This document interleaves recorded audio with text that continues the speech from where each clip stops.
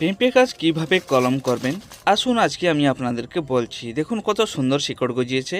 পেঁপে গাছে কলম করার আগে তার নিচের অংশ কিছু পাতা এরকম কেটে দিতে হবে, ডগার দিকে কিছুটা পাতা রেখে। তারপর একটা লাঠি উপরে আর নিচে একটা সাপোর্ট দেওয়ার জন্য বেঁধে দিতে হবে, যাতে বাতাসে ভেঙে পড়ে না যায়।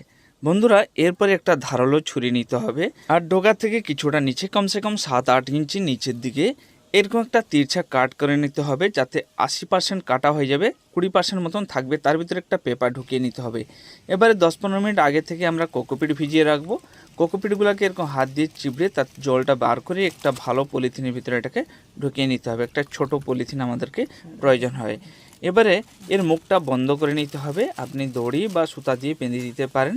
বেঁধে দেওয়ার পর ছুরি বা ব্লেড দিয়ে এরকম লম্বার দিক থেকে এক সাইড কেটে নিতে হবে। যেইভাবে আমি কাটছি সেই রকম কেটে নিতে হবে। কেটে নেওয়ার পর এই কোকোপিটটা নিয়ে যেই জায়গায় আমরা কাট লাগিয়েছি সেই রকম জায়গাটাকে লাগিয়ে নিতে হবে। অর্ধেকটা কোকোপিট উপরের দিকে থাকবে, কাটিংটা মাঝের দিকে থাকবে। এবার একটা দড়ি দিয়ে একটা টাইট করে বেঁধে দিতে হবে। কাছাকাছি 45 থেকে 50 দিনের ভিতরে এর শিকড়গুলা গজিয়ে আসবে। লুজ হলে ভালো হবে না। 45 দিন পর দেখুন গাছে কত সুন্দর শিকড় বেরিয়ে আছে, কত সুন্দর সাদা হয়ে শিকড় বেরিয়েছে। এখন এটাকে কেটে আমরা লাগিয়ে নিতে পারি। এখন আমি কেটে নিলাম। এবারে লাগানোর আগে এর নিচের অংশে পাতাগুলোকে কেটে উপরের দিকে 2-4টা পাতা রাখতে হবে।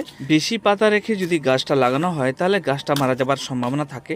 কমসে কম আমাদেরকে 3-4টা-5টা পাতা রেখে তারপরে আমাদেরকে লাগাতে হবে। এবারে আমি এর পলিথিনটা খুলে আপনাদেরকে দেখাচ্ছি কীরকমভাবে এর শিকড় গজিয়েছে। দেখুন, এবারে এটাকে আমরা লাগিয়ে নেবো। বেশি গর্ত করে লাগাবো না, যে কোনো টব বা গ্রো ব্যাগে আমরা লাগিয়ে নিতে পারি, কিংবা মাটিতে লাগালেও লাগিয়ে নিতে পারি। এবারে গাছের গোড়ায় অল্প অল্প জল দিতে হবে। কিছুদিনের ভিতর দেখবেন গাছে নতুন নতুন পাতা গজাতে শুরু করবে।